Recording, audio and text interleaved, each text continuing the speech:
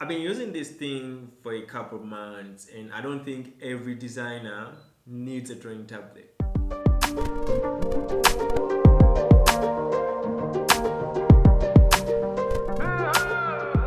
What's up, guys? My name is Zana, and today in this video, let's bust some graphic design myths.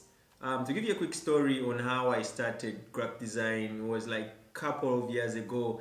I entered in the industry and I was sold to an idea that a graphic designer, or if you're to make it in the graphic design industry, there were some specific things that you need to embrace or follow. So there are some tools that you had to adapt to and start using, and one of those tools was a drawing tablet.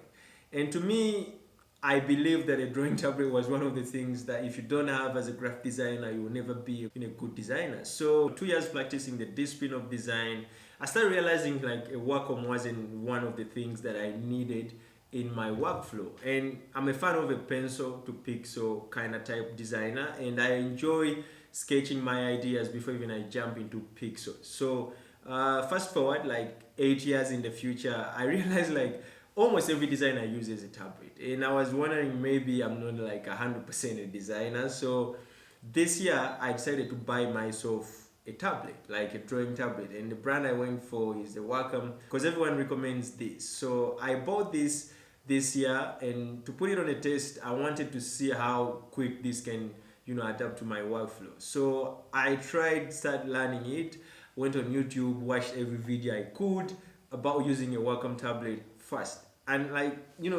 quick note, when I got this tablet, by then I had like a project going on that was super sensitive on deadline, and I had to deliver quick. So I wanted to use this to kind of like switch my sketching or pencil level to this thing.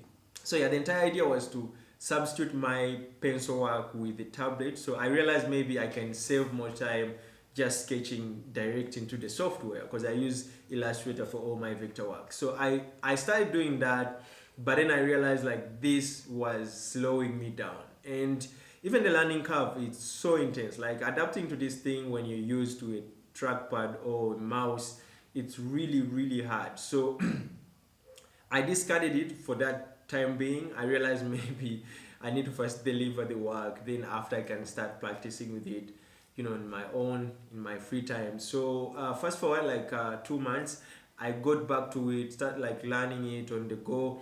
And to be honest, like my review for it, like this thing couldn't substitute my workflow. Oh, this thing couldn't fit anywhere in my workflow. Because as I told you already, like my workflow is like a pencil, then from the pencil, I import and start using, it's just like that. It's just pencil work to pixel work, nothing fancy. So I realized like cutting out the pencil wasn't giving me the results I wanted. Because the thing is, sketching is so free. Like you can just mess up with the pencil and you're not scared to make like lazy sketches. But when you're in pixel direct, using a tablet, it feels like you're limited somehow. You're limited on your creativity, you're limited, and I feel like the word is you're scared to test different ideas. So apart from that, I'll tell you, if you're a young designer, I feel like you don't need a tablet. Like forget about what you read and what professionals tell you that you need a tablet as you're starting. You need a MacBook Pro, an Apple computer. That's all bullshit. Like for me, I remember like 2 years into my discipline or practicing this design discipline, I realized like I was using a window computer, and I think like it went for at most 3 years I was using a window machine and no tablet. So what professionals tell you, they kind of like gives you a glimpse of their tools they use in their current state in their career. So they use the tablets, they use these power machines like a MacBook Pro to do their daily activity. But if you're a newbie and you know nothing about design, trust me, you don't need a power machine. You just need something that can get you started to learn the softwares and the language and terminology of design. So, I mean, takeaway is save your money. Don't waste your money on buying an expensive tablet because one design on the internet said you need it, like as a startup. So, yeah, I think that's it I wanted to share with you. But yeah, I mean, like, this thing you can do fine without it. Like, I've been in the design industry for more than 8 years, and I feel like I'm failing it, or it's failing me to work in my workflow. So ideally, there are so many things you can do in graphic design without a tablet. And there are exceptions on this. Like a guy whose dream is to be an illustrator, I would say you need it. But if you're just a graphic designer who plays with typography and layout and stuff like that, you might not need it. And I think that's it. But for me, what I wanted to bust, or what I wanted to make clear, that every graphic designer needs a tablet. No, not every designer needs a drawing tablet, because I'm the living testimony. So you can see it from me, and I'm not like exaggerating on this. This is my first time to touch a drawing tablet in year 2019, and I've been designing for almost like more than 8 years. So yeah, it's clearly you don't need it. So save that money, maybe use that money on buying some other stuff that are super helpful on your career, or when you're just starting, like design books. You can waste that money on buying courses online, or even like buying premium software. Okay, kidding on that. No beginner designer can buy software. Yeah, let's keep it there then. Let's not go that side. We all know what we do. So please, Adobe, don't sue me. The idea is that, guys, just wanted to share that thought, and I realized like I want to be coming along and just spark a thought on you and tell me what you think about my thoughts. But ideally, I'll be doing this often, and I've been like figuring out a name to name this segment, because I feel like it's just me sitting down pouring my thought to you guys.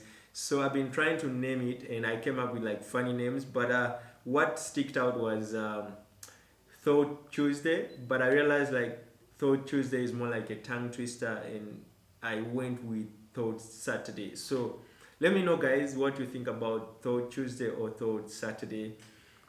And we just sit here not more than 3 minutes, and we just talk through what maybe design news, maybe life news, maybe just a general thought. So that's what I'm trying to do for the next I don't know what, but it will just fit in the day routine where I upload every video on a Thursday. So this might come out every Saturday. Yeah, something like that. So thank you guys for watching. If you're new to the channel, consider subscribing, because we do such incredible content, and we talk about life and design. Let a friend know that this guy does some incredible videos, so that they can come and like and comment and they share, and that's how the ripple effect goes on, and we grow, because we have a goal for this year to hit 1,000 subscribers. So ambitious, but if you can help me achieve that, that would be super helpful. You never know, maybe next year I'll just die to give you whatever you want. So yeah, I'll catch you in the next one. If I forgot anything, be sure to let me in the comment.